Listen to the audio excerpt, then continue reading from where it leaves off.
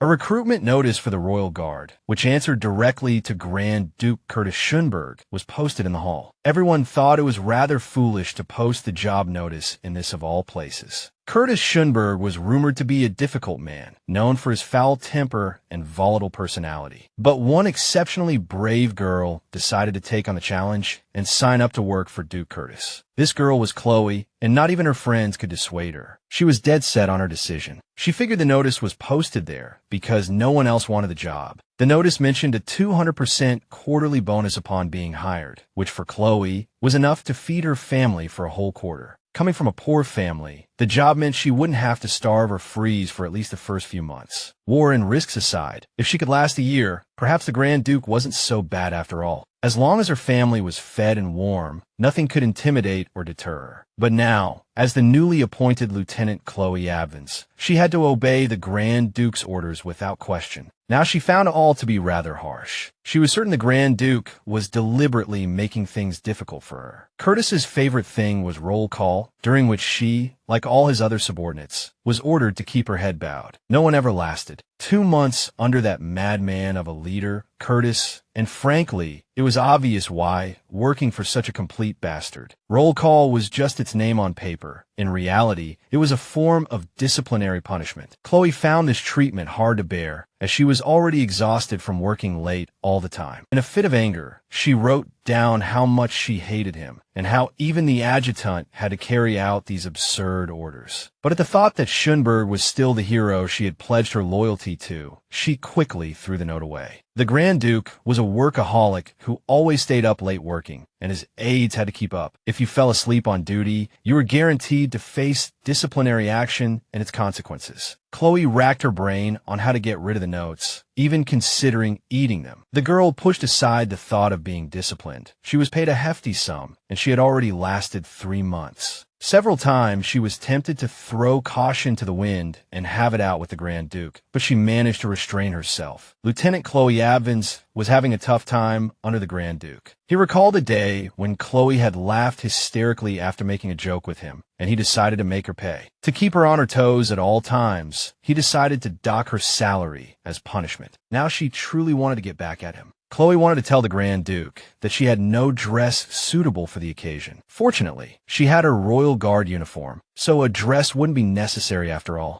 The banquet was scheduled for 6 in the evening at the residence of Grand Duke Curtis Schoenberg. It was a very large house. A third-rank state official could certainly afford some luxuries. Chloe arrived on time and was greeted at the door of the residence by a nosy butler. He was dying to know why his master was so insistent on having a female agent at the banquet. Chloe figured tonight's banquet was essentially a matchmaking session set up for her master. More specifically, the residence was supposed to be the matchmaking venue for the master and Miss Glintrant. Chloe thought the lady probably had many other good candidates, but he himself had some secrets of his own. The girl didn't know what this implied, and she too wanted to know the Duke's flaws and weaknesses. Curtis Schoenberg was kept waiting by the young lady, and he was furious to find she had arrived at the residence much later than expected. To make matters worse, she was wearing the same outfit he saw her in every day, which was the same type of attire he himself was wearing. But even though they were wearing the same type of clothes, there was a world of difference between them. Chloe felt extremely awkward, feeling that the nickname Wallflower was truly well-deserved. The Grand Duke noticed the girl wore no jewelry at all, and that her clothes were wrinkled. After a moment's thought, he removed his own accessory and offered it to Lieutenant Chloe, intending to put it on for her. He deemed it inappropriate for his agent to be walking around like that, and demanded that she at least wear it. She didn't understand what was happening or why he was being so nice to her. The hall was dazzling, and Lieutenant Abvans was staring, a fact Curtis pointed out. His Majesty greeted Grand Duke Schoenberg and Lieutenant Abvans at the residence. His Majesty was looking for the Grand Duke to introduce him to his future bride, Miss Isabella Glintrant. Curtis was taken aback. He had never heard a word about a bride or any wedding plans. Hearing the great figures of Avans argue for the first time, Miss Abvans felt her chest tighten with anxiety. But even though the king was in no mood to listen, the Grand Duke dared to say something to his Majesty.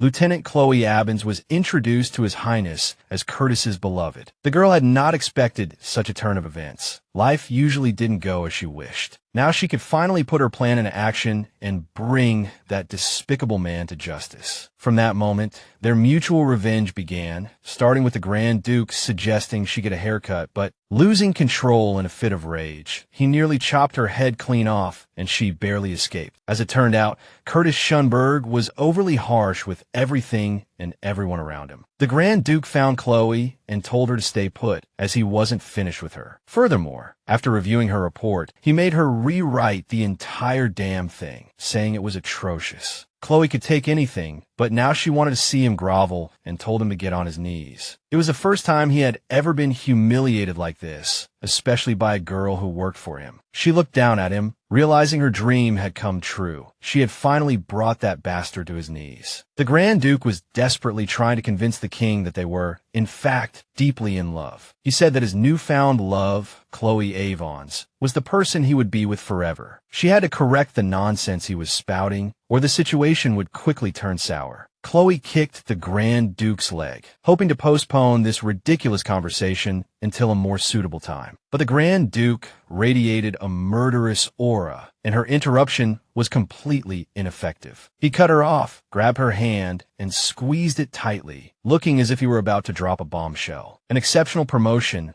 a new position, special benefits, plus paid leave, and a chance to renegotiate her annual salary. All of it could be hers. Chloe really wanted to know why, of all people, he had to marry her and not someone of more suitable status. It turned out that in the Avens Empire, there was a so-called transaction between the rich and the poor. For instance, if a Grand Duke were to marry a commoner, he would essentially become a commoner himself. This meant he would lose his right to the throne. Those are the rules. To avoid this whole mess, he had to marry someone of noble birth. Unfortunately for him, no one met the Grand Duke standards. He didn't approve of a single one. If the Grand Duke were to marry Miss Glintrant, it would foster friendly relations between their two nations. So, such a marriage was supposed to make His Majesty very happy. And if the Grand Duke tried to find someone else to escape the union, no one but a commoner would even consider his proposal. In that case, the Grand Duke would either have to flee the country or lose his right to the throne by marrying a commoner. He had to make a choice, and by adding a variable to the equation, he chose Chloe Abvans. Although Chloe's family was impoverished, they surprisingly held the title of baronet. This way, he could both preserve his status and avoid marrying the Duke's daughter, for whom he felt nothing. Chloe was the type of person who wouldn't easily refuse a Duke's request, as well as someone he could easily divorce. Things seemed to be going a little too well for him, but the Grand Duke reminded her about the money. He also mentioned the bonus, the change in her job, and the benefits that came with it. She remembered how even water-soaked bread could taste delicious. She remembered her family. If it weren't for her, her family would be starving right now. She was the only one who could keep them fed. Chloe had no choice. She accepted His Grace's offer without a second thought. A deal required sacrifices, and they put on a good show for His Majesty. They were married, but Chloe was a complete enigma, already rehearsing her conversation with the Grand Duke in her mind. It all looked very convincing, and the guests cheered for the marriage. Looking at the newlyweds, Curtis and Chloe appeared so happy that no one grew suspicious. This wasn't the case before the Grand Duke bowed to his subordinate. The story in Avens was that Curtis was born to the king of Avens and a princess from Glintrant. Curtis's mother was a very intelligent woman who did not want her child to die from the hardships of war. She demanded that her precious child hold status in both nations, which is why he had dual citizenship. The problem was that as he grew older, Curtis became increasingly charming, intelligent, and talented. To fulfill his duties as the eldest son, he joined the military, and as a Grand Duke, he had a claim to the throne.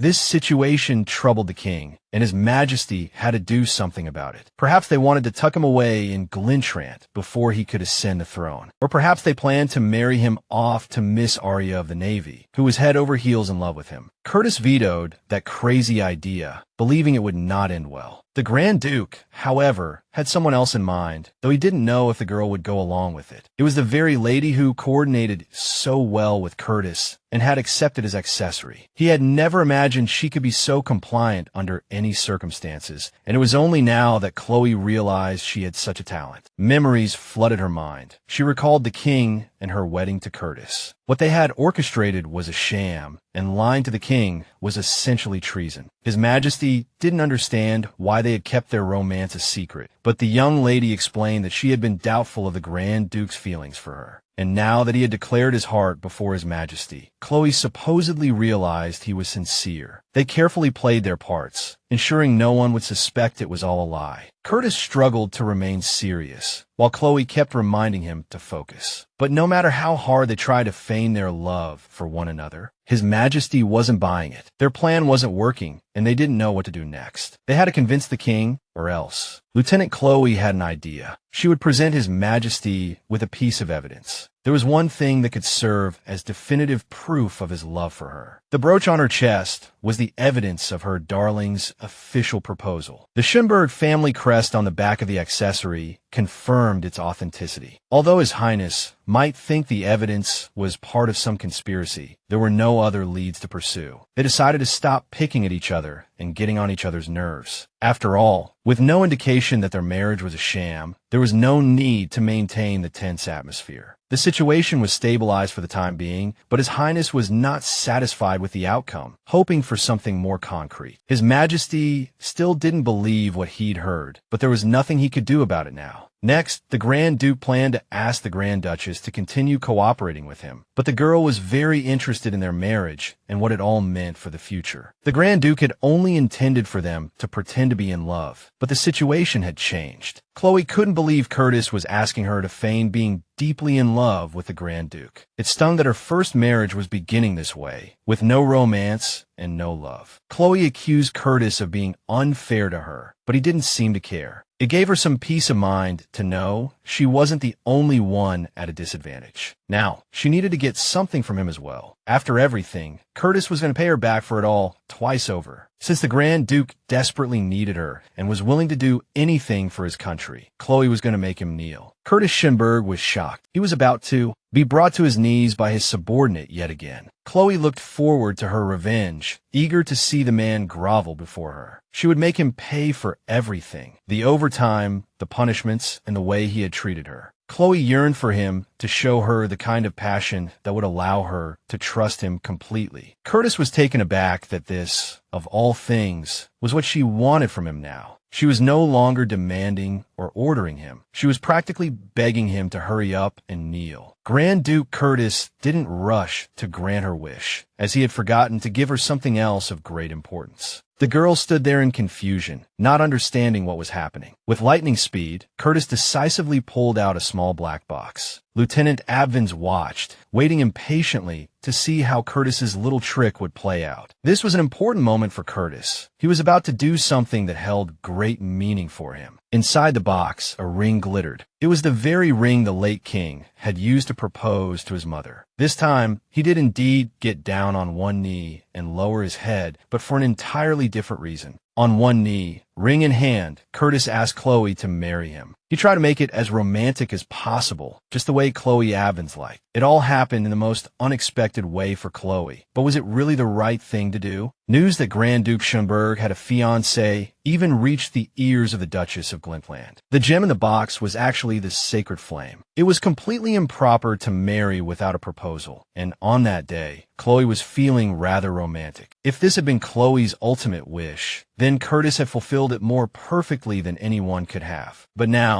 the girl felt the whole thing was awful, as the heirloom ring actually felt like a burden. This meant Curtis had messed up again. He hadn't understood what she meant by get on your knees. But it turned out to be much simpler. She used his own favorite phrase, demanding that he bow your head. Curtis thought it was a joke and asked Chloe to repeat herself to make sure he'd heard correctly. The Grand Duke rose from the floor, trying to understand why she was doing all this. But if he had really thought about what had happened, he would have understood why and what she stood to gain. Since Chloe had fulfilled all of the Grand Duke's demands, she was now demanding that he grant her any wish. Now he understood. It was cold-blooded revenge, and Chloe didn't even try to hide it. The girl worried that because of them, her family would now have to face the judgment of the other nobles. This marriage would no longer affect just her, but her family as well. From now on, her family would be pointed at and whispered about for their low status. Chloe had 3 younger siblings at home who hadn't even been able to finish their schooling. Thanks to the Grand Duke's actions today, her siblings were now in a terrible position. No amount of money would have made Chloe agree to this marriage, but what was done was done. To make amends, Curtis Schoenberg promised he would handle the mess with the nobility. She refused his offer, but demanded that she have the final say in their contract. She wanted the Grand Duke to demonstrate her dominance in everything he did, because if he refused these terms, he could go enjoy his new life on the shores of Glentrant. She thought perhaps she was being too harsh, that she had said too much. She needed to remain calm, but in this situation, she had to be firm. Now, he was going to pay for everything she had endured under his thumb. The Grand Duke had no choice but to obey the Grand Duchess's command. In an instant, Curtis Schoenberg found himself face down on the floor before Chloe Abvans. No one knew how long he would have to lie there, but seeing his resolve, Chloe was both afraid he would retaliate and felt sorry for him. Curtis had no intention of retaliating against the girl he considered the bride he had always wanted. They agreed the deal was proceeding smoothly and that they should maintain it. But the Grand Duke truly did not want Chloe to become a victim of this deal. To be certain, the Grand Duke asked Chloe again if she, Abvans, was willing to be his wife. He was prepared to let Chloe take everything he could offer during their marriage. Chloe couldn't own his soul completely, but he was willing to let her hold temporary dominance. She didn't want to be some temporary master. He wasn't a dog, but she had no other choice. The girl made her choice to become a temporary master, as pathetic as it sounded. The Grand Duke beamed, thrilled that Chloe had finally accepted the ring. After all, his own mother's life had taken a turn for the better long ago after receiving this very ring. He swore to the girl that the ring would surely be a good omen for her as well. Now, with the ring sparkling on her finger, she was officially engaged. Now that they were engaged, their customs dictated that they should spend a pleasant evening alone together. The Grand Duchess was horrified. She had to spend the entire night with this bastard. To put Chloe at ease, the Grand Duke clarified that he expected no overtime from her tonight. All she had to do was adjust the military training schedule for the entire year. Chloe couldn't believe he was pushing her so hard. The poor girl broke down and cried. The entire castle was abuzz with gossip about Chloe and the Grand Duke's marriage. The Grand Duchess still didn't trust the Grand Duke's sincerity and secretly drew caricatures of him during her breaks. Chloe's sister, Leah, didn't believe her sister was being genuine about the engagement. She claimed her sister was only doing it for the money, and Chloe had no choice but to agree. Chloe couldn't and wouldn't defend herself, deciding not to argue with her sister. Now Leah didn't even believe that, wondering who would marry her sister for money. After playfully ruffling the hair of the sister who had said such a thing, they began to discuss the wedding date. The wedding was set for 7 days later, much sooner than Chloe had expected. Meanwhile, a report on Chloe Abvans was delivered to the residence of the Duchess of Glenfland. They sat around a table, discussing the disgraceful behavior of the Grand Duke and his lover. Many people were afraid of Curtis, unlike Chloe Abvans, and the way she addressed him was driving the family mad. They considered it completely out of line to say such things at a diplomatic banquet. Chloe had called him darling, and Curtis had rejected the marriage arranged by the king. It was an utter scandal, and even the prince was on Curtis's side. For the royal family, this was improper. The king was stunned that the Grand Duke so easily claimed to care nothing for the nation's interests. The Duchess, chatting over tea, thought this was actually advantageous for her family. Since the people cared about the interests of the nation, they would most likely support His Majesty. They would never support a man who only looked out for himself. The Duchess of Glenfland tried to convince the king that love stories always end in failure. After their conversation, the Duchess was asked to stay a while longer, which she accepted. The Duchess simply couldn't get over the fact that she still hadn't met Abvans. She needed to meet her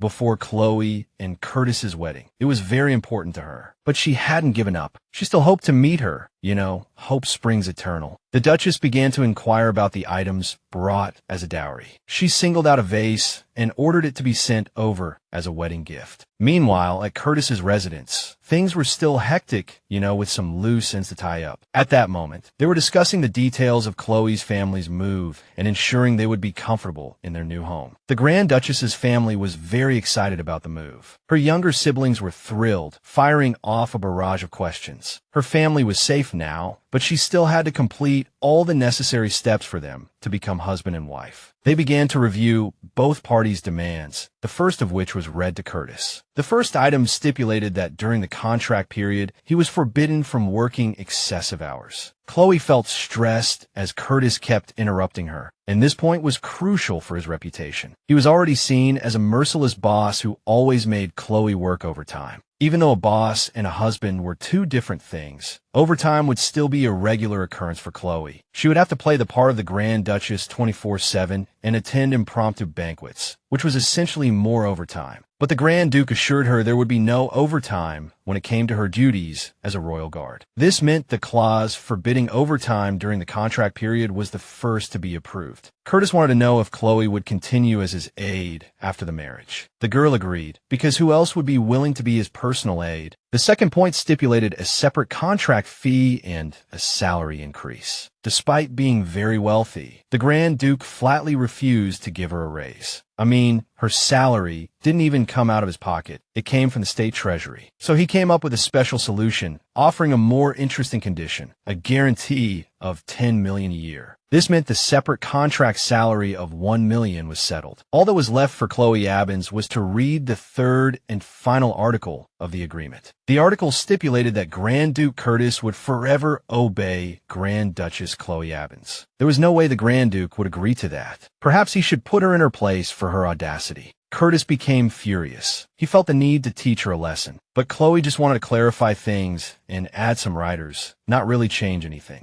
The rider stipulated that Curtis must respect Chloe Abvans and treat her as a superior. According to the contract, Chloe could make 3 personal requests. Curtis felt she must think he was a genie in a lamp, able to grant her every wish. But the girl had thought it all through, because what she was doing bordered on treason, and if His Majesty were to become enraged, it would be Chloe who suffered the consequences, not Grand Duke Curtis. So Chloe and her family were in a much more precarious position than the Grand Duke. Now, Curtis understood. She was giving herself 3 opportunities to act in her own best interest. The third article, stipulating that he must forever obey Chloe Abvans during the contract period, was also approved. Now it was time to review the demands of His Highness, Curtis Schoenberg. The first article stated that she must do her best to fulfill her duties, which was approved. In the second, Chloe had to accept the fake relationship and must not interfere with it. At this, the girl began to wonder if Curtis was actually seeing someone. I mean, they had never agreed to maintain this fake relationship forever, so it shouldn't have come as a surprise. Chloe Abvans just couldn't believe the Grand Duke was even capable of love. The contract stated that during its term, Chloe would not develop any personal interest in Curtis. But since they were a couple in name, they would have to keep up the act, even in front of the servants. For the sake of simplicity, they would have to sleep in the same bed. Now Chloe had a new interest she hadn't had before, a mischievous one. This meant that the third article regarding personal feelings was crossed out and replaced. They decided that when in bed, Chloe would tie up her hair and wear long garments. And with that, the real contract was finalized and they could begin their life together. Everything they agreed upon had to be kept secret, especially from his sister, Agatha. Apparently, his sister could not know anything about the sham. I mean, Agatha was head over heels for the guy and would have stayed with him forever, even without the kind of compensation Chloe was getting. They trusted Noel to forge a fake contract to be sent to the royal family. All that remained was the dowry. But what kind of dowry could a soldier living on her salary provide? Grand Duke Curtis Schoenberg threw out the figure of $80 million. The dowry offered by the Duchess of Glentrant was also $80 million. They had to compete with that family. That's how such deals worked. Now Chloe would have to work for an $80 million contract. She didn't know if she was worthy of that sum, but the contract was drawn up regardless. Then came the main event of the wedding preparations, trying on her first wedding dress. Chloe was very upset because the dress was incredibly uncomfortable to wear. Despite the discomfort, this flower-like wedding dress was the centerpiece of the entire wedding, but the dress was too small and it was absolutely impossible to get another one. You see, the dress had been worn by the Grand Duke's mother, and it was Curtis's way of expressing his love for Chloe. But no matter how hard she tried, she just couldn't fit into it. Chloe started to panic, and just then, Curtis came over. He was a bit stronger and easily tightened the dress's laces. They were so close in that moment that she could even feel his breath on her. He tried to lace the dress as tightly as possible, but who would have thought? The lace suddenly snapped and the girl took a fall. The fall hurt like hell, and for a moment, she even thought Curtis was going to pounce on her. The wedding was only 3 days away, and no matter how hard they tried, it was impossible to make a new dress in time. Chloe Abvans had an idea, but she didn't tell anyone, deciding to give everyone a surprise. Finally, the grand wedding everyone had been eagerly awaiting arrived on that beautiful morning. The day was as clear and handsome as the groom himself, with bright sunshine and birds singing. Everyone was waiting for the beautiful heroine of this grand wedding, but she didn't look her best. Chloe looked weary because she had to memorize a great deal for the sacred vows. Curtis's nephew, Prince Frederick, also graced the wedding with his presence. Prince Frederick was curious as to why this particular lady was marrying the Grand Duke. He thought that perhaps she was being forced, so he didn't hesitate to ask her to give him a signal if anything was wrong. Frederick approached them to remind Curtis to go to the prayer service. So, now Chloe had to face another important person alone. As soon as his uncle left, Frederick decided to find out the real reason she was marrying the Grand Duke. The boy was testing her patience, but she still had to say they were deeply in love. But as it turned out, after the chaos at the banquet, her uncle went directly to the boy. Curtis walked into the church, handed the priest a piece of paper, and asked if he could, use their services. But the priest was sweating bullets, terrified that this wedding would get him blacklisted by the kingdom. The Grand Duke promised this would be the last time he needed any help from a church. Meanwhile, the conversation between the boy and Chloe Abvans was still ongoing. When he asked her the real reason for marrying the Grand Duke, she was tempted to tell him everything, but instead, she said that she had seen him in the newspapers, learned of all his heroic deeds, and then applied to be his adjutant. She was lucky and got the job immediately, and supposedly fell in love with the Grand Duke at first sight. Chloe might have exaggerated the story of how they met a little, but hey, she got a compliment out of it. The compliment was that, all things considered, she was actually a good fit for the role of Grand Duchess. Just then, the Grand Duke returned, and the young prince took his leave. Everyone was waiting on pins and needles for the ceremony to begin, gossiping about why the wedding was so rushed. To top it all off, the stunningly beautiful Miss Glentrand had also come to attend the celebration. She was so gorgeous that she could outshine everyone even without fancy clothes or makeup. The wedding ceremony of Commander Curtis Schoenberg of Ivanessa and Chloe Abvans was officially announced to begin. Finally, the eagerly awaited bride and groom entered the hall packed with guests. Chloe was wearing a military uniform, which greatly surprised the guests, as she was, after all, the Grand Duchess. They couldn't believe their eyes. She had shown up to her own wedding in boots and without a wedding dress. It turned out that 3 days prior, when Chloe's ribs were aching from the corset, she had come up with a better idea. The only required accessories for a royal wedding were a crown and a sash. Fortunately, they had a crown sent over by the wife of Crown Princess Beatrice. But you can't just go out wearing a crown and a sash with your underwear. That would be insane. And since they were members of the Royal Guard, the Guard had its own white dress uniform. For members of the Royal Guard who put duty above all else, they could completely avoid suspicion. This was Chloe Abvans's brilliant idea. They would attend the wedding in their military dress uniforms. The guests thought their attire was a political statement, but it seemed to work well, and the late Queen Mildred's crown paired perfectly with the military uniform. Everyone present thought the bride would be completely overshadowed by Duchess Glentrand, but they were wrong. The two exuded completely different auras, like day and night. The wedding vows began with Father James Ruther officiating the ceremony. They were asked if they would swear eternal fidelity before the dragon guardians of Ivanessa.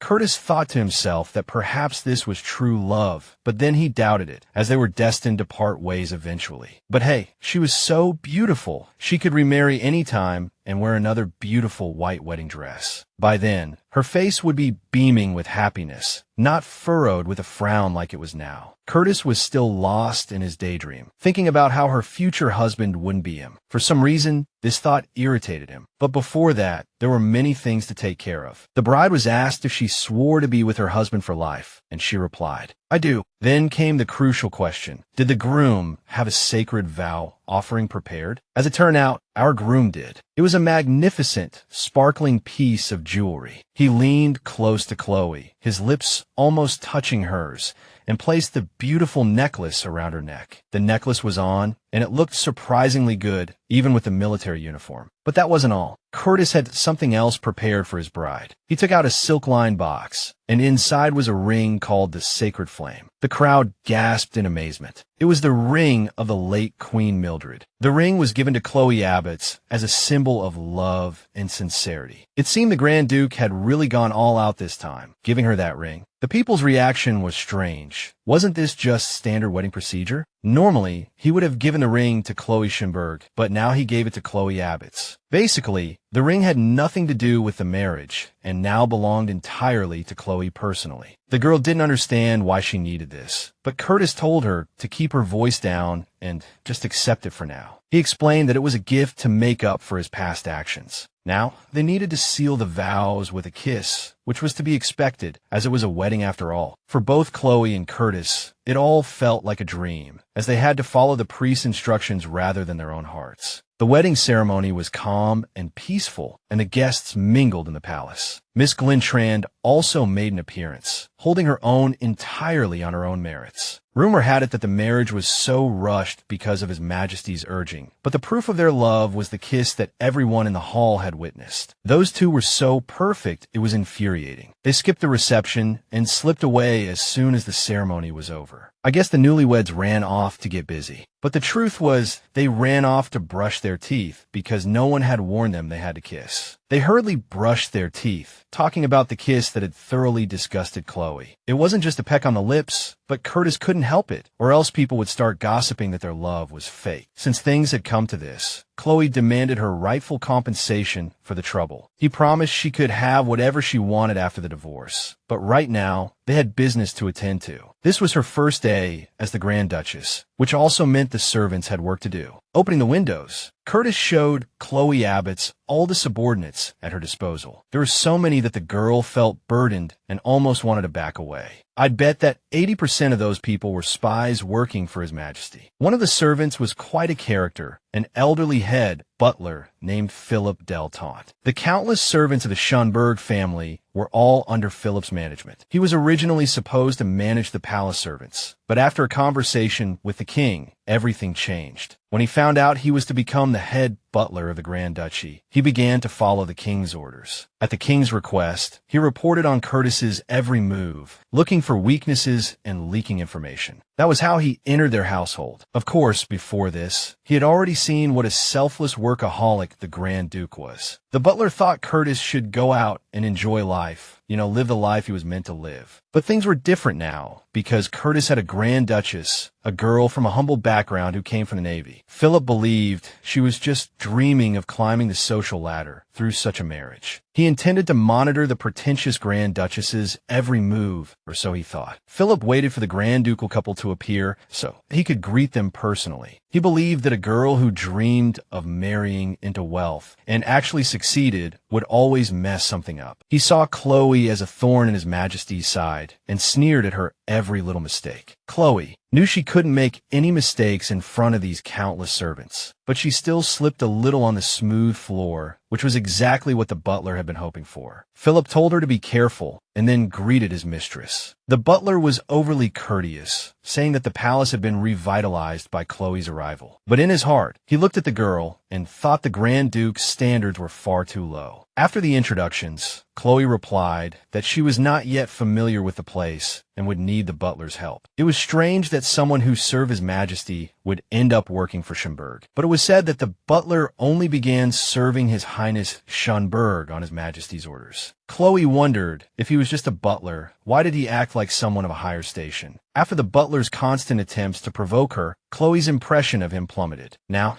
it was Chloe's turn to mock the butler, finding fault with him at every opportunity. Philip then began trying every trick in the book to distract the Grand Duchess and kept apologizing to her. He kept trying to smooth things over with compliments, but she wasn't buying it anymore. The butler was trying his utmost to catch Chloe in any breach of etiquette. But she wasn't born yesterday. She realized his insults were just textbook backhanded compliments. Philip Deltaunt defended himself, insisting insisting he was completely loyal to his mistress. He chose his words carefully, as if seeking help but unable to find it. Even the servants began to worry. Philip had thought he could trifle with her, but it completely backfired. Chloe's what was just too sharp. So, after apologizing for overstepping his bounds, he decided to back down. Chloe was annoyed, but she didn't want to fire the butler, merely demanding a formal apology. For example, to make up for ruining her good mood, perhaps he should press his face to the floor. Philip Del Taunt was completely stunned. He had been humiliated in front of all the other servants. Chloe jokingly threatened him, saying she had been in the Navy and might accidentally shoot him. He was ordered to lie face down on the floor for 3 hours as punishment, and everyone left him there alone. Now, the humiliated Philip could only endure his misery with his head to the ground, helpless. Chloe and Curtis went to lunch, enjoying sweet wine and delicate pastries in high spirits. They watched from the window as the butler finally paid the price for his creepiness. Chloe was thrilled, all her stress vanishing into thin air. Next on the agenda was to sort out the sleeping arrangements for the night. Dinner was over, and they were led to bathe because tonight was their wedding night. Everything was prepared for them to relax, and Curtis escorted his chosen bride, Chloe, to his bedroom. The room was dark, but you could still see weapons within arm's reach. Now she had to live in a godforsaken place like this with a boring ceiling. Curtis confessed that this was the first time a girl had ever been in his bedroom, but he didn't get any praise for it. In that moment, the Grand Duchess just wanted to grab a gun and blow that bastard Schoenberg to kingdom come. Curtis had a great time teasing Chloe, and since there was no gun, he burst out laughing. Marrying a woman like the Grand Duchess, he knew he had brought this upon himself. Otherwise, their intimate actions at the ceremony today would have seemed completely baseless. He wondered, the kiss, the closeness during the dress fitting, and the gift, was he the only one who cared about them? Then, Curtis explained to Chloe that he was a man of virtue. But she didn't care, not even that her wonderful husband would remain, well, pure after marriage. The Grand Duke relentlessly teased her about her indecent attire. But the Grand Duchess trusted his animal instincts, as she had already been in several suggestive situations with him. If need be, she would give him a swift kick and knock any high and mighty ideas out of his head. Afterward, she planned to escape through the window and hand over this would-be assailant, the Grand Duke, to His Majesty. The Grand Duke was tired of Chloe's stupid jokes, because that would never happen. So, the joking came to an end, and the girl decided to relax and get some sleep. But Curtis had other plans for her. There was still a mountain of things to do. The guy was serious, because for a newlywed couple, even 3 hours of sleep was a luxury. A beautiful morning arrived, the sun rose, and our amazing Chloe woke up. As usual, she was starving and dreaming of a ridiculously huge breakfast. The maid said she would bring a light breakfast. At breakfast, the first rule was not to eat anything too greasy. Chloe decided to boast that Curtis would never find a wife as hardworking as her. He didn't argue, but he still found it a little funny to hear. Curtis hurried Chloe along, as they still had a ton of things to do. Chloe chattered away at the table, even calling Curtis her husband, which disgusted even herself. We have to attend that diplomatic banquet soon, which means dealing with all those fancy nobles. And don't forget, we still have to write thank you notes for the wedding gifts, one of which is for Isabel Glentrand. Curtis thought the gift was a bit cheap because it wasn't delivered in person. Although Chloe liked it, she was still eager to get back to work as soon as all this was over. But the Grand Duke told her to relax and pick out a stunning gown and some jewelry for the banquet. Chloe was instructed to go to the high-end shops on Fafetin Street to find the best dress and jewelry. Stepping outside, they saw an incredible sight, a bedsheet from their wedding night, hanging on the balcony. Meanwhile, Agatha Montpensier was crying her eyes out over a heartless duke who had forgotten her and married someone else. She was Noelle Montpensier's sister, and she tearfully begged her aunt to help her. But there's nothing we can do. They're already married. Her aunt tried to comfort her. Her aunt was the Marchioness of Flanders, His Majesty's sister and also Curtis's sister. She was having a bad day and wanted ice water, but since there was no ice, she had to settle for tea. Someone had been sent to ask the royal family for ice, but since His Majesty was busy, several days had passed and they still hadn't gotten any. Looking at the news in the paper, they saw a photo of a soiled sheet hanging on the palace terrace. They thought it was a form of petty blackmail, meant to show that supporting Curtis wasn't worth it. The girl couldn't stand the heat, but there was nothing she could do as the ice house belonged to the state. She put the newspaper on the table and saw a beautiful, high-quality looking vase. but her aunt, the Marchioness, warned her not to touch it, knowing the vase would only bring trouble she didn't want to talk about. Her aunt also asked her how long Agatha was going to keep chasing after Curtis Schoenberg. But the love was so strong, the girl couldn't help it. Despite all her efforts, her brother wouldn't help her, and he even gave the sacred flame ring to another girl. Now completely infatuated with Schoenberg, Agatha convinced her aunt to go to Basler and buy something much better than that ring. They had sold the sacred flame there before, so maybe they were selling something even more amazing now. She wanted to go to Basler so badly that she even promised to treat her aunt to ice cream to get her to agree. The Marchioness couldn't resist the offer and agreed to go with Agatha. Meanwhile, a stained bedsheet was hanging like a piece of art, and no one knew who did it. In those days, displaying something like that was considered indecent, and Chloe was going to make whoever did it pay. Chloe noticed Curtis's bandaged hand and realized he had used his own blood to pull off this little performance. Whether or not anyone believed in their love and relationship now didn't really matter. The king hadn't actually asked for proof of their wedding night, because everyone knew the marriage was rushed anyway. Sergeant Dubois was now escorting Mrs. Schoenberg to Feffetten Street, replacing Montpensier. Curtis was surprised when Sergeant Dubois commented that this wasn't the usual expression on Curtis's face. He shot Dubois a disdainful glare. The sergeant was sizing up Chloe, and Curtis knew things were about to get interesting. Sergeant Dubois and Chloe used to be friends, a fact the Grand Duke was aware of. Curtis trusted the sergeant because his wife meant the world to him. After clearing everything up and reaching an agreement, they headed into town. While wandering around the city and looking at all the fun places, they stumbled upon a cookie shop that Chloe's sister used to frequent. The sergeant was still a bit miffed, but since they used to be friends, she didn't want to ruin their bond. They finally arrived at the jewelry store called Basler. As soon as the Grand Duchess's carriage was spotted, a swarm of reporters rushed toward them. It was all those reporters hounding her, blocking the entrance to the store with countless questions. They were in a sorry state and barely managed to push through the crowd and get inside. They were greeted by the sixth-generation heiress of the jewelry store, a girl named Basler. As a greeting, the heiress Basler wanted to kiss the girl's hand, but Sergeant Dubois wouldn't allow it in order to protect the madam. In reality, Basler just wanted another look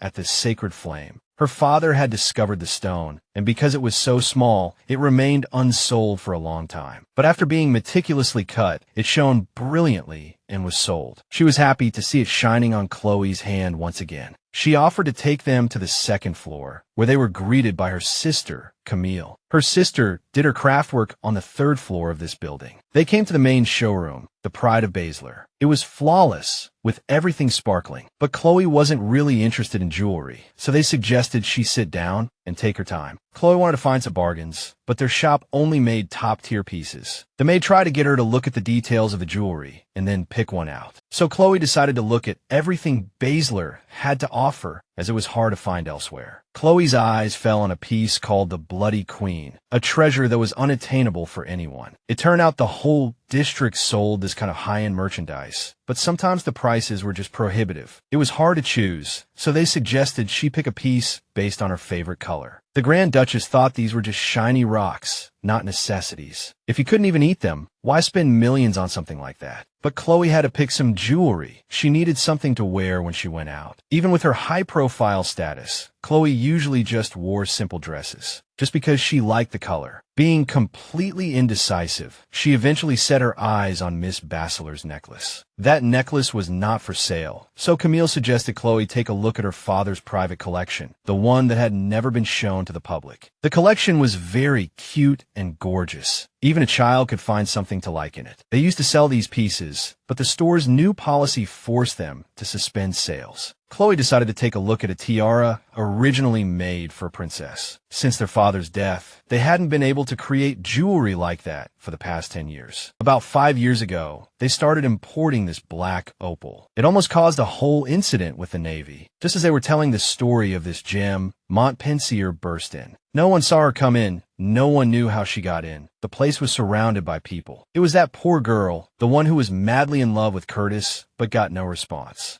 Montpensier flew into a rage, yelling at Chloe and Sergeant Dubois, making everyone very uncomfortable. Nothing anyone said could calm her down. It only made her angrier. Montpensier completely lost her mind, accusing Chloe and Sergeant Dubois of having an affair. Chloe just smiled in Montpensier's face, radiating a crazy, otherworldly glow. She tried to figure out the young lady's age, guessing she couldn't be more than 20. Chloe knew Montpensier was angry with her, but she really didn't want to get into any trouble. This savage girl kept slandering the Grand Duchess, claiming she was unfaithful to her husband right after their wedding night. Chloe was completely confused, not knowing who she was talking about, and looking around, the only possible person was the sergeant. As it turned out, there was actually some basis for this claim on Montpensier's side. About 2 months ago, while Urza Dubois was drinking, someone brought up the sergeant's adult life. Ever since coming of age, he had grown tired of being pressured to marry and just wanted to live freely. The sergeant's buddies teased him, saying he was taking too long to find a wife and would never find one. Just then, one of his friends gave him an idea, which he, slightly drunk, readily accepted. The idea was to tell his family a little white lie that Chloe Abvans was his fiancée. They figured that if his family heard the sergeant was planning to get married, they would finally leave him alone. Chloe also agreed to the idea, and as a thank you, the friends had Urza pour the girl 100 glasses of wine. After that, the scene got pretty wild, and Urza's place was turned upside down. As a reward, Chloe got dozens of boxes of top-quality cookies. And those cookies were delicious. Chloe said it was all just a drunken prank, but Urza still believed the whole sham. What high society lady would agree to something so crazy for a few cookies? The Grand Duchess wondered.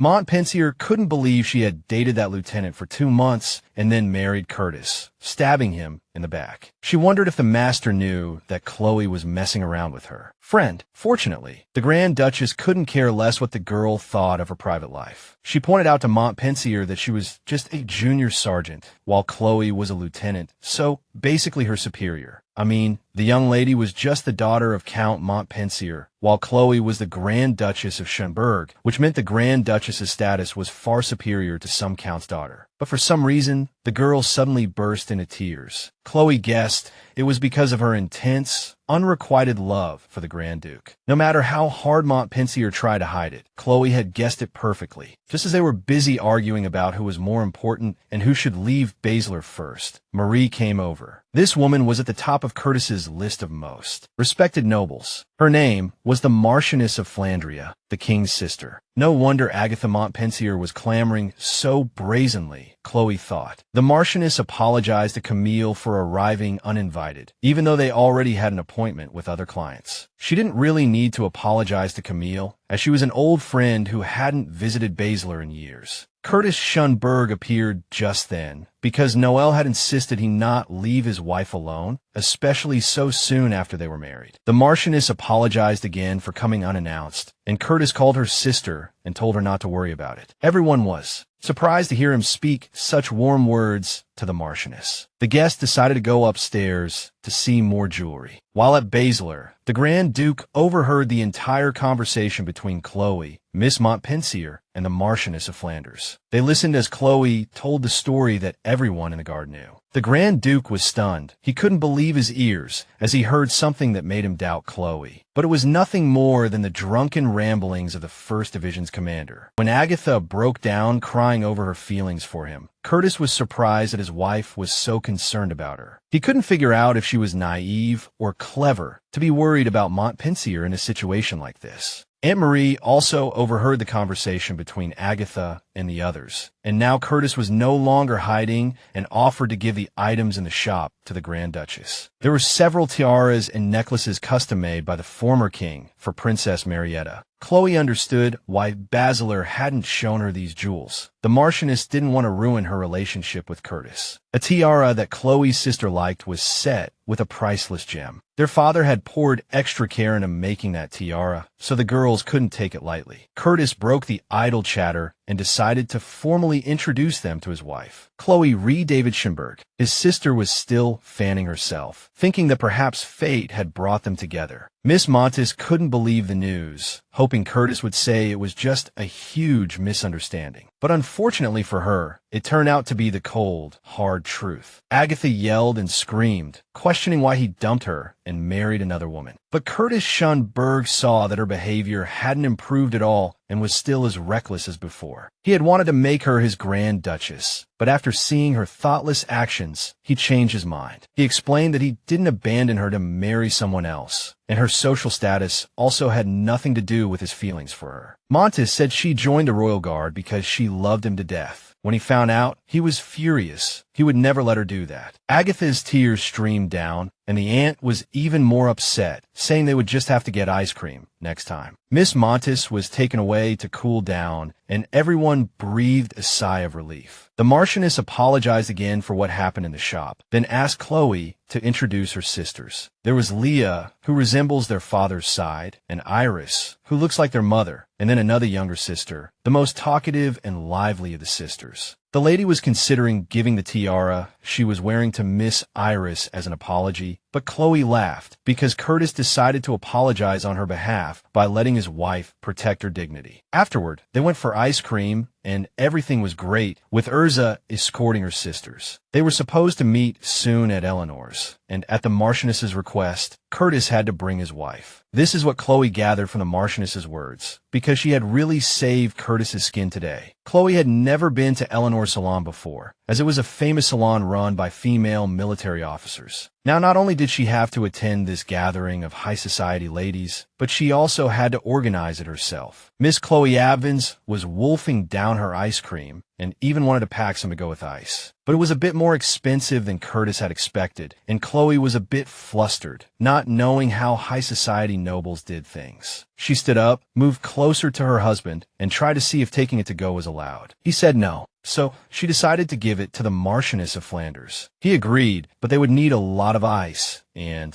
the Marchioness had an ice house at her home. Chloe being so close in his personal space made Curtis feel a bit hot, so he asked her to step back a bit. The girl thought it was because it was impolite to talk while standing, but it was something else entirely. Also, she guessed that maybe he didn't like the perfume Julia had sprayed on her. Curtis confirmed this, which made Chloe very angry, considering he had shared a bed with her not long ago. Chloe was glad she sent the ice cream, as the Marchioness could now enjoy it properly. Curtis was surprised by her insightfulness, that she had sent a large amount of ice along with the ice cream. The jewelers had also been thanking her, all because of their orders. The Grand Duke had ordered that all the jewelry Chloe had touched be purchased. They sold half of Lady Camille's collection and even her personal treasures. Chloe didn't look happy, even though she said the opposite, saying she liked everything. Curtis was just teasing her, trying to figure out if she was interested in him, while the Grand Duchess made it clear she had no feelings for him. After they were done, they went to buy some decent clothes this time, by her standards. This time, she was going to show Grand Duke Curtis Schoenberg what real luxury was. For shoes, she wanted truly comfortable boots and chose a pigskin lining. She gave up the wide-brimmed hat for a short brim and simple decorations. After ordering everything exactly to her liking, Chloe looked less withdrawn and lost than she had in the jewelry store. She often ordered clothes for Leah and Iris, but unlike them, she usually only wore a military uniform. Chloe explained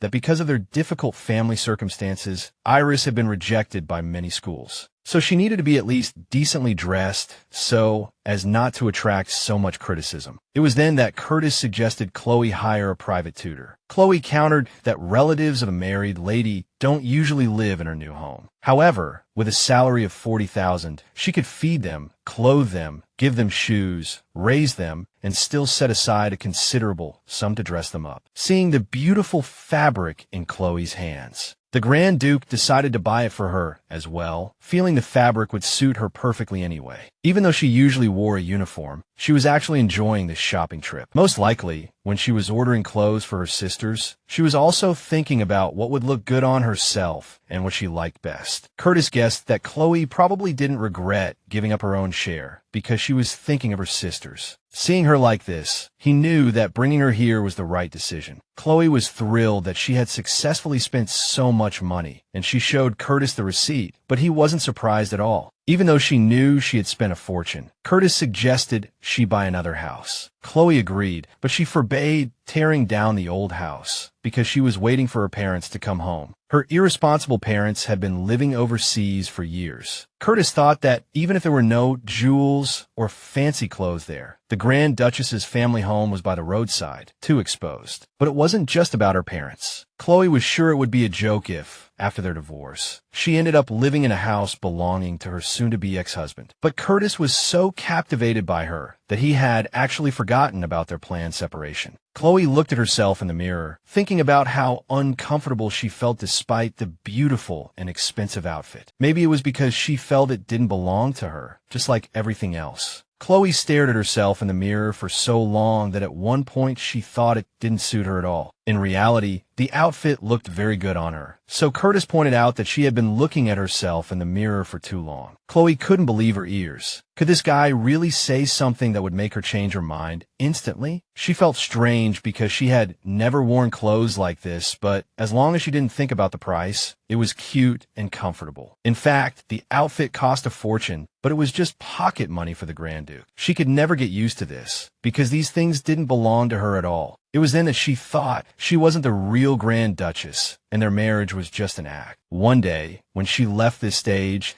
she would go back to being her real self. By then, Curtis would be left alone on the stage, surrounded by these people who craved more of the show. She didn't want to be the only one to feel pathetic and unwanted. On the way home, Chloe looked at Curtis, trying to figure out what he was thinking when he was with her. But even if he was thinking about her, his face was expressionless, as calm as ever. Curtis asked Chloe not to speak with Lieutenant Du Bois for the time being. He didn't want his wife to have any casual contact with other men. This could only mean that the Grand Duke had overheard their conversation that day. To avoid any misunderstanding, Chloe explained that she and the lieutenant were just friends. Then Curtis retorted that there's no such thing as a platonic friendship between a man and a woman. Meanwhile, a distraught Agatha was thinking about her beloved, too in love with him, to calm down. They tried to calm her by reminding her of her mother, who couldn't sleep because she didn't want to get married. But no matter what they said, Agatha couldn't calm down. After all, insomnia can be cured with medicine, but the Grand Duke's marriage cannot be undone, even with medical help. Agatha understood that Chloe didn't love the Grand Duke at all. It wasn't just a lack of love. It was almost contempt. The humiliation her brother reminded her of from 3 years ago proved he didn't love her. The poor girl was so upset that she jumped out of the carriage and ran without looking back. Maybe we should go after Agatha, but we thought it was better to leave her alone. She'll probably come back when she's hungry. The moment she ran off, she hated all of them, especially her brother for bringing up what happened 3 years ago, and her mom, who never understood her feelings and kept pushing her to get married. And that woman, who married the Grand Duke even without loving him. And even the great Grand Duke, whom she now hated most of all. She didn't want to marry some random commoner on the street. She kept saying as she cried. As she ran, listing all her grievances in her head, she realized she was lost and didn't know where to go. She just followed her instincts and ended up in a dark and unfamiliar place. It looked a bit dangerous, but also appealing, and she wanted to wander through the dark alleys. In one alley, she overheard 2 vagrants talking about a deal involving some kind of substance. She was terrified and wanted to go home, but on the way, a woman caught her eye. Squinting through the darkness, she noticed the woman's clothes looked noble. It was Isabel Glintrand. Why she was in a dump like this was anyone's guess, and Agatha wondered if she might be a spy. Agatha felt her own chaotic feelings were more important than all this, and, thinking of Curtis, she hurried home. Meanwhile, in the castle, Chloe Schoenberg was living a carefree and quiet life. She didn't know how long it would last, so she was just enjoying it all as much as she could. But after the honeymoon, the peaceful days didn't last long, and everything was about to change. Wherever you went, people were whispering that their marriage might just be a show. Work started up again, and they had a scheduled meeting with Admiral Victor. The meeting was for Victor to deliver a message from His Majesty. General Schoenberg's wedding had stirred up a hornet's nest in the guard. The knights were divided into 3 main camps. Some sympathized with Chloe, while others thought she was genuinely smitten, even if she had a pea-sized brain. The last faction believed Chloe was just trying to climb the social ladder by coveting the title of Grand Duchess. The rumors said her family situation is a mess, that she has no sense of shame and only cares about power. But the view that Chloe was just trying to get ahead was still the most common. When squad leader Du Bois walked in, everyone shut their mouths. He had heard a lot and wanted to know what they were chatting about. The knights said it was just a joke, hoping for some leniency. But the squad leader was appalled that the royal guard would make such jokes, insulting the Grand Duchess, a member of the royal family. He threatened to tell the commander of the 3rd Squad about their excellent sense of humor. Despite their apologies, they were warned that next time, their days in the guard wouldn't be so easy. Everyone wanted to pry into Chloe and Curtis's relationship. Insulting words and vicious jokes came from all sides. Du Bois was still racking his brains thinking about why Chloe got married and why she was in a uniform instead of a pretty dress, and whether it was right to make their private lives public. It was almost unbelievable that she would choose that man and not be respected by him. Many times, women get tricked into marrying a real bastard. He felt sorry for Chloe, and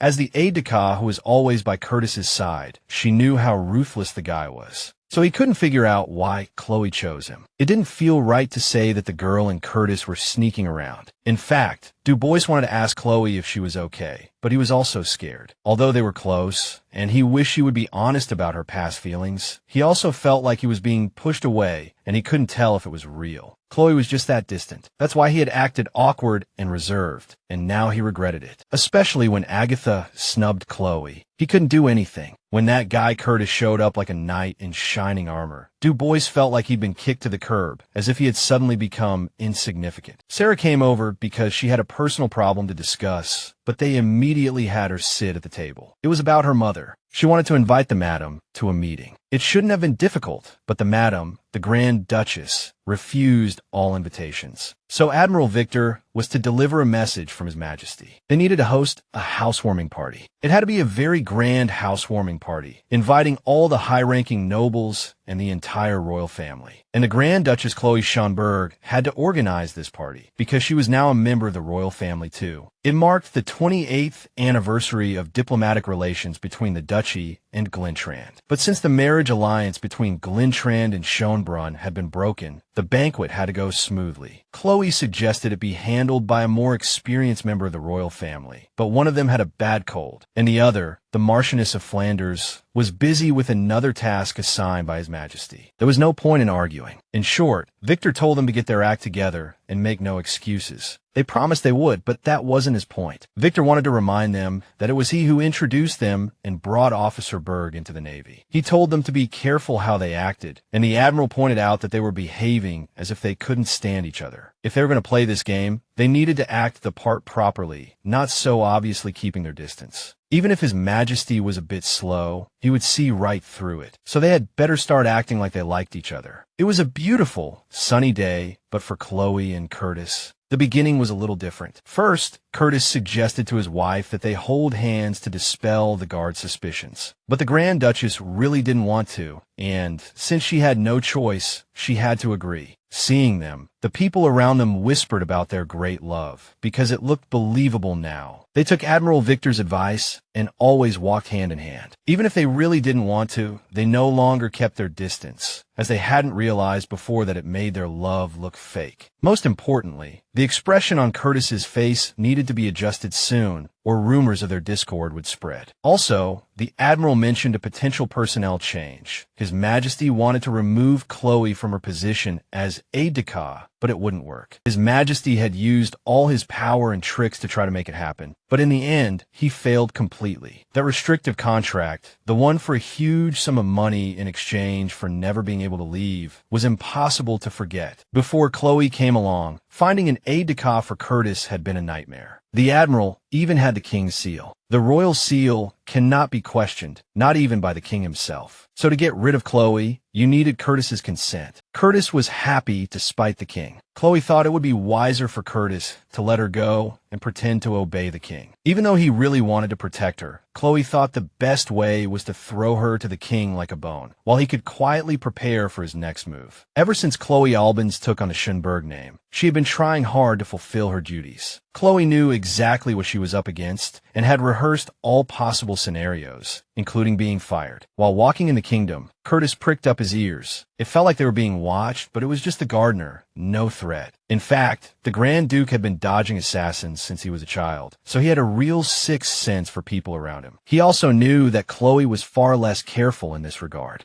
Then, during one of their arguments, Chloe called him Brigadier General, even though she never called him that. This was invoking the third clause of their marriage contract, the one that stated Curtis must always obey her. Curtis felt like Chloe was calling him trash, and he hated that she said it in front of others. She knew she had messed up and wanted to apologize, but Curtis knew the lieutenant wasn't the brightest person and he could understand her situation. Being in the middle of the palace, she should have watched her words, and she knew it. But her personality just wouldn't allow her to be too polite. She couldn't help it. She felt that if she killed her personality, she would die too, because she always did as she pleased. So, it was better for her to take down her opponents without thinking. In the heart of the kingdom, it felt like the whole world was watching the beloved Grand Duchess. To Curtis Schoenberg, Chloe was like a superior officer, and he respected her for it. To Chloe, it was a condition of the marriage, and she firmly believed in it. She ordered him to take 2 steps forward, bringing him closer to her. Although he was more obedient than she expected, now she had to look up at him, which was a hassle. So she suggested he sit on the nearest bench, and then started the conversation. She asked him how long he had been in service, and he replied that he had served for 12 years, or rather, this was his 12th year. Now she was curious how long a new recruit trained before being assigned to a unit, and the answer was 2 months. Now she wanted to know how long they had been married. It had only been 10 days. Listen, we can call this a learning period, right? Newbies make mistakes, and that's why she was apologizing. She didn't understand why he was being such a jerk, blaming her so harshly for some mistakes after he had proposed to her. She accused him of treating his own wife worse than a new recruit. Seeing Curtis getting angrier, she was ready to give him the ring back. Curtis apologized for his harshness and told her not to do that. Then, without any warning, he pulled her into his arms and held her tight, without explanation, without even asking if she wanted to. Even after Chloe saw someone lurking behind them, she still didn't understand what Curtis was doing. She wondered if those people could hear their hushed conversation. Now the Grand Duke could easily apologize while holding Chloe. He knew she was angry, but he told her not to waste one of her 3 chances like that. But she was repeating her sister Leah's words, who always said that things go bad if you save them. This made them both laugh, and with a personality like that, Curtis could never abandon her. How could he leave a duchess before the king, knowing she'd be attacked the moment she opened her mouth? So whether it was Admiral Victor or anyone else, he had to pull out all the stops. To Chloe, these words sounded like he was going to protect her. But no matter what Chloe thought, he swore he wouldn't throw her to his brother as bait. He would rather face the consequences himself. Chloe didn't believe these words were meant for her. It felt like they belonged to someone else. Someone else was eavesdropping. In that moment, they understood each other and held each other tighter. While they were still being watched, Chloe suggested the Brigadier General get down on one knee to solidify their relationship. He knew it would dirty his clothes, but he didn't care at that moment. He was never normal around Chloe anyway. The way he was hooked, how those words stung him and made him emotional, none of it mattered anymore. Curtis did it without a second thought, as if he had completely absorbed the general's teachings. Now, they should hold hands, because everyone knew they were married, so there was nothing to be shy about. Grand Duke Schoenberg now ignored the king's order to dismiss Lieutenant Chloe for the 4th time. But he didn't care if it was the 5th or 6th time. As a prince of the Abvans family, exercising his legal right, he refused the king. The king didn't trust his wife to organize the banquet, afraid she would mess up and embarrass them. We're talking about a diplomatic reception, and the Grand Duchess will continue to serve as a lieutenant in the Royal Guard. According to the military code of the ruling family, Evans obeys Curtis's orders. He didn't deny that he would fulfill his duties as a prince, but strictly within the bounds of military discipline. Now the king could do nothing, as he would only make things worse. Chloe was also right about throwing her to the king, but then he wouldn't get to see the king's crazed expression. He felt that yesterday's hug with Chloe was just an instinctive reaction to a surge of pleasure. Maybe Curtis would give Chloe a bonus for this and go shopping with her. Now that the conversation with the king was over, he headed for the exit and heard "Don't come back" from behind him. Well, now that things had come to this, all that was left was to really annoy the king. But Curtis's good mood didn't last long. Running into these idiots ruined everything. They were talking about Curtis, the germaphobe warrior, actually touching someone's hand and holding it voluntarily, and that person being Chloe Abvans, which was against the rules. Introducing Lieutenant Urza Du Bois and Corporal Sarah D. Tornia. And the real crime here is Lieutenant Abvans' beauty, a beauty that could topple nations. The comments about my wife are a bit exaggerated, and those congratulations on our marriage are overly familiar. They apologized and promised to do better, but Chloe told them to relax, knowing they were just friends. Captain Tournay addressed Lieutenant Abvans on a personal matter. The thing was, her mother, the Countess de Tournay, very much wanted to greet the Grand Duchess in person. Her mother sending 2 daughters into the army was a source of great pride. The Grand Duke hoped to pay her a visit, even for just a minute. Since Curtis would be escorting her, she asked Chloe if it was okay for him to take her arm. It was only his first day back at work, and time was tight, so they hurried. The first day back at work after the wedding was surprisingly calm. Chloe sat in her office, a little more relaxed. She was glad everything was proceeding as expected. The only problem was when Urza would calm down, but her relaxed focus was interrupted by an unexpected visitor. Their conversation began with her saying the Grand Duchess's office looked completely inappropriate. The visitor was Lady Bryn, an aide-de-camp handpicked by the king, who thought she could be a good influence and keep an eye on Chloe. She absolutely hated that a royal family member's workspace looked so unprofessional. She explained that she was here on the king's orders for that big reception everyone was preparing for. She claimed that since Chloe hadn't lost her title, getting help from the royal family was, how to put it, a bit complicated. Lady Bryn immediately started giving orders in the Grand Duke's office and was immediately called out for it. That difficult person tried to defend herself, thinking there was nothing wrong with suggesting the newlyweds take a break. Chloe directed her to the ladies' lounge, but she felt it was too crowded for an older woman. The Grand Duchess understood why she had to stand up for this meddling member of the royal family, to be nice and obedient, because apparently suggesting they sit on the bed was simply unacceptable to Lady Bryn. So Chloe offered to let her help while standing. But even that, in the lady's eyes, was worse than treating her like a servant. Chloe thought she was dealing with a person of integrity, but it turned out Bryn was just a gossipy old woman. Bryn also couldn't understand why this girl and the Grand Duke would refuse the king's goodwill. The lady chattered on and on about everything, and Chloe just ignored her and started working. Because apparently this old woman wasn't finished talking, and it was rude for Chloe not to listen to her. Bryn thought she was being so nice to this girl only because of the king. Chloe's family had only recently acquired their title, so she had never planned or even attended an event like this. So she had to ask Bryn how these things were usually arranged. Mrs. Bryn found the question laughable, but for Chloe, even the post-engagement wedding banquet was a first. Mrs. Bryn called Chloe's confession a disgrace, as the girl ranked 3rd in the court hierarchy. Chloe didn't see it as a disgrace, but the lady explained that the higher the status, the higher the expectations. After all, a ruler must know everything, and not knowing something is a great shame. That's why she was asking so many questions now, because His Majesty had sent the lady to help her meet the king's expectations. From now on, the lady must mold Chloe into a true ruler, even if it would be exceptionally difficult as an aide. Chloe learned one thing. Important people don't have to personally get bogged down in every little detail. They are important and irreplaceable people who only handle important and irreplaceable matters. In short, minor matters could be left to minor people like Chloe used to be. Preparing for the royal banquet was certainly important, and Chloe L.A. Davidberg was supposed to lead the effort. But the problem was that handling every single detail personally was no longer appropriate for someone of her high status. In conclusion, Details like learning how to organize a banquet were now Mrs. Brink's responsibility. The training began, starting with determining the purpose of the party and who must attend. This party was to celebrate the 28th anniversary of diplomatic relations with Glentrand. The guest list included the Glentrand delegation, as well as all the important figures in our country who had ties to that nation. We're talking about Countess Annel and her husband Baron LeBlanc, Viscount Fleur and his wife, the Rihanna family, and Baron Wars. We must send handwritten invitations to these VIPs on the list. The invitations needed to include touching words about the 28th anniversary. And they all had to be handwritten, which would be difficult because the only script she had mastered was the official court script. If she had other officials write for her in that script, no one would even notice. She also had to memorize the faces of all these nobles. She had already memorized all their names before the wedding anyway. Now, Chloe needed to learn how to greet these foreign nobles. First, keep the back straight without bending the spine or lower back with the left leg back and bend only the right knee. Chloe was very impressed. Mrs. Bring was a complete expert when it came to curtsying. After thanking Lieutenant Noel, Chloe received the records of all banquets from the past 20 years. Chloe was convinced that he had transcribed them by hand. She was so shocked she thought he was practically an angel. In fact, the Grand Duke said he had intended to go to the Royal Archives himself. State affairs are not child's play. They are important events, so of course they are recorded. Chloe didn't understand why Curtis brought this up, as she was sure Lieutenant Noel had transcribed everything. Then the Grand Duke told her to stop being fascinated by it and start memorizing its contents, even if it was just a single letter. Chloe retorted that he was too picky and that he should learn from the lieutenant who had handwritten the entire thing. Besides, Noel doesn't force anyone to work overtime. She ran off to try and learn something, anything. While the Grand Duchess was busy practicing her curtsy, Mrs. Bring decided to ask a question of vital importance to her. She wanted to know if the treatment she was receiving was sincere praise and humility, or if there was another motive. The girl decided to stop being perfunctory and answer truthfully. Her answer was no. Then the lady tried to explain that she was just sincerely trying to help, which was true, because if she had wanted to suck up to the king, she could have given her false information and made a complete fool of her. But she had a sense of duty, and she truly lived up to her name. She was a person who understood dignity and etiquette, and the help she was and would be providing was sincere. So Chloe apologized to the older lady who was just honestly doing her duty. Chloe respected His Majesty because she was also a subject of Ivanus, but Mrs. Bring didn't understand what she was trying to say. She was about to say that Mrs. Bring was here to mold her ignorant self into a competent ruler. The dance lessons continued, and for a beginner, she was actually doing quite well. Chloe was on duty and time was short, but the lady couldn't let Abvans be put in an embarrassing situation. They almost got into an argument,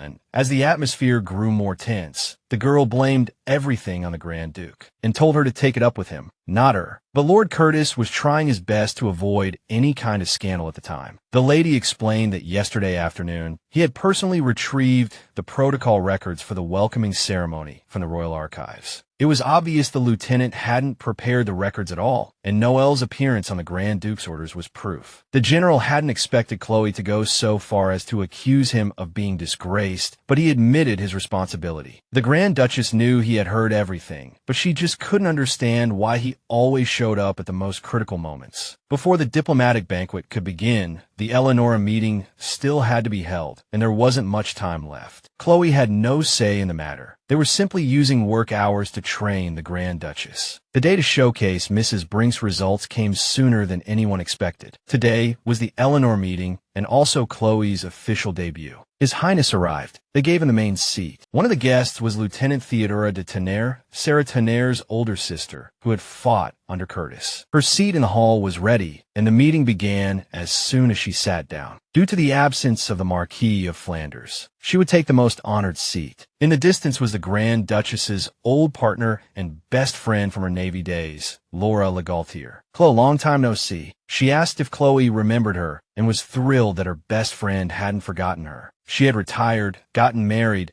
and become part of the Viscount Goatee family, dedicating herself to her household. But her husband thought staying at home wasn't good for her and suggested she join their gathering. They had been such close friends that they had even joined the Navy together for the money. The girls promised that their friendship would be as strong as ever. After thanking her, Laura used her first name, which was uncommon in the military. Lieutenant Chloe thought Laura shouldn't be so familiar, as ranks were supposed to be used in the Army, but the lady, Mrs. Bring, explained that things were different at the Eleanor gatherings. Here, she was not a senior lieutenant, but the Grand Duchess of Berg. If anyone showed disrespect, it would be a challenge not only to her family, but also an insult to the royal family. Chloe understood that she was here today not just to uphold the title of Grand Duchess, but also for the glory of Avon, so Chloe shouldn't rely on personal relationships either. If she had such an important job to do, Chloe's words sounded very convincing, and hopefully, everyone present understood what she meant. She was trying to be just and fair, not getting too close to anyone. And her best friend Laura understood the deep meaning behind Her Highness's words and didn't argue, hoping Chloe would understand her desire to help, even if it was just out of old friendship. Someone suggested letting the experienced Mrs. Felperton handle the food preparations, and on top of that, they had to decide on personnel assignments, all of which overwhelmed Chloe. She thought that if it weren't for Theodora, things might have spun completely out of control, and maybe Theodora should have been the Grand Duchess instead. After all, Chloe only had to make the decisions, and she felt everyone was working too hard because of her. Ideally, this matter should have been handled by the Crown Princess or the Marquis of Flanders. But who knew if the Crown Princess would even attend the banquet? The reception was drawing closer. The guest list was endless, and she had to greet every single person on it. Social skills were crucial, and if the lady couldn't handle it, the people at the assembly promised to help her. Mrs. Montpensier was also at that meeting, and she constantly tried to annoy Chloe. The meeting dragged on.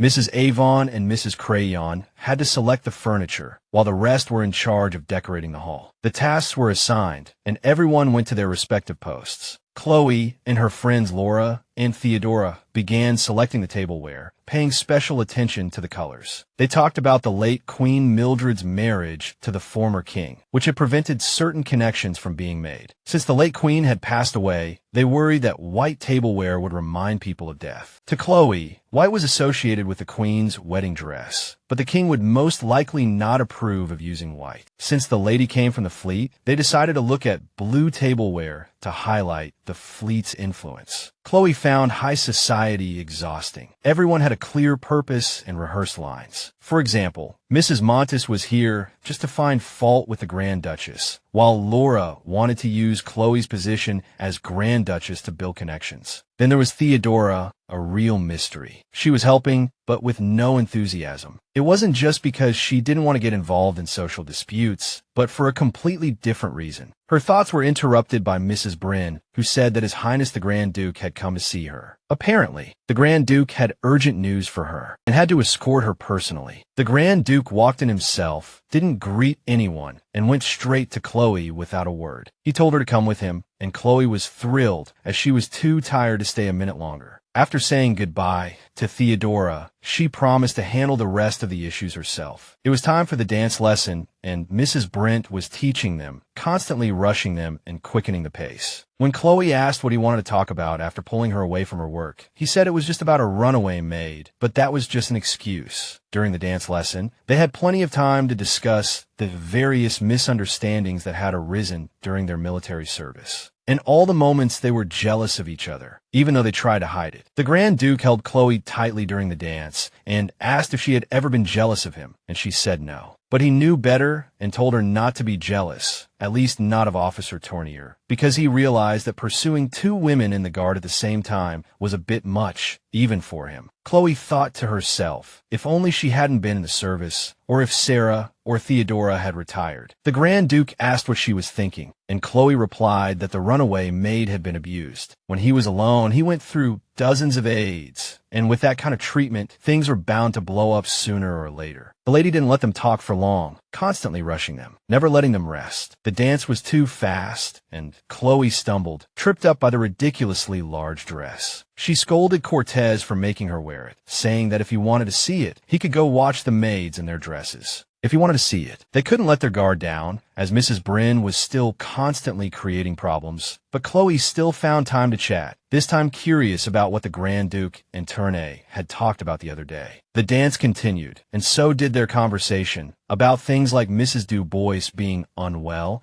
and how her son was a complete fool for letting his woman be stolen, leaving him all alone. The Grand Duke asked if anyone had ever cheated on her, telling her to think carefully and answer truthfully. Curtis asked this out of jealousy, because every time he saw that man and the way he looked at Chloe, it drove him crazy. He even suspected that the matter of those boxes of candy was more complicated than it seemed. Even if Chloe was innocent, who knew what that man was really thinking? She retorted that if she had any brains, she wouldn't have married him in the first place, and he should be glad she was a fool. Cortez was stunned by the Grand Duchess's every word. It was a masterpiece, and the person who chose her was a genius. Preparations in the hall were in full swing. The girls were finishing the table settings. Laura knew Thornier belonged to the 8th Legion and was curious why she wasn't at CLTA. It turned out she was only temporarily assigned to that legion, with orders to protect a VIP. While setting the tableware, Lieutenant Thornier really disliked the blue plates, thinking they looked too clunky. Since soldiers are supposed to be resourceful, Laura suggested switching to plates of a different color. The girls were tired and decided to take a break, sharing their amusing stories with each other. Mrs. Montpez interrupted their chat, deeming it inappropriate and an insult to the reputation of His Highness of Berg. But no one wanted to insult his reputation. Mrs. Montpezat, as usual, had completely misunderstood. She never thought Montpezat would so fiercely defend the Grand Duchess's interests. The lady herself didn't understand why she was defending the woman who had snatched the Grand Duke from right under her nose. But the Grand Duchess had sympathized with Montpezat and felt sorry for her tears, a matter that still troubled her conscience. Montpezat said that if Laura was a member of the Eleanor Circle, she should set a good example for the sake of the royal family's dignity. Theodora interrupted the conversation, forbidding them from talking about people who weren't present. The break was over, and they went back to work,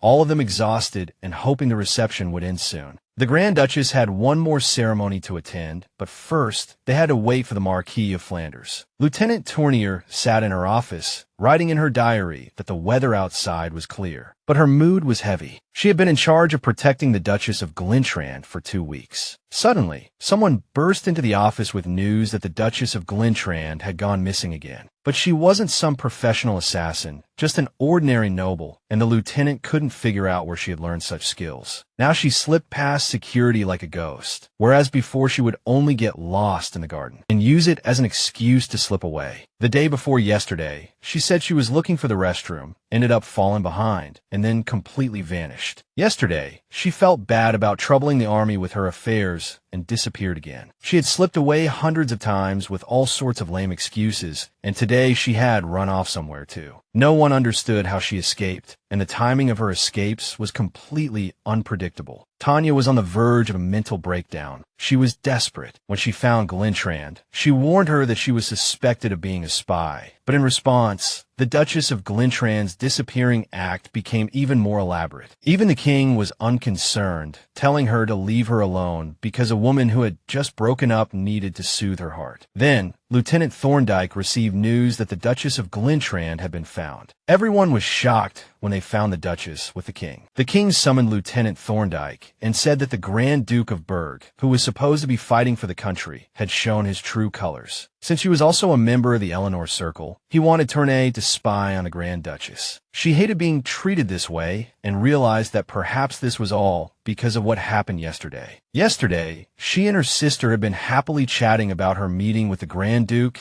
and the invitation to visit them anytime. Things had become a mess, and she planned to write a lot in her diary today. On this 28th anniversary, Chloe would officially enter high society. It was a beautiful summer ball. Everything was so romantic, and everyone was excited. People were whispering, saying that His Majesty had sent Mrs. Bring to instruct Grand Duchess Chloe. The ball was flawless, but it was all thanks to Eleanor, and in any case, the king was merciful for preventing a total disaster. Oh, look who has finally graced us with her presence, Her Highness the Grand Duchess. All the big shots flocked to her, trying to get acquainted and flatter her with compliments. They said her husband was so perfect that she was overshadowed, and maybe that's why he was in such good shape. Chloe heard both praise and ridicule that day, but she didn't have the energy to pay any attention to it. First of all, she wanted to eat. Even if she was only a temporary Grand Duchess, she was going to take the opportunity to enjoy the privileges. She was so hungry that she got a little too absorbed in tasting the food. Chloe did not appreciate the Grand Duke's sarcasm. I mean, as far as she knew, eating wasn't against the rules for a Grand Duchess. While everyone was pretending to listen to her, she seized the opportunity to share her thoughts with Curtis. She told him that she had hoped for a slightly less hectic life after marriage, and for that hope to stay alive,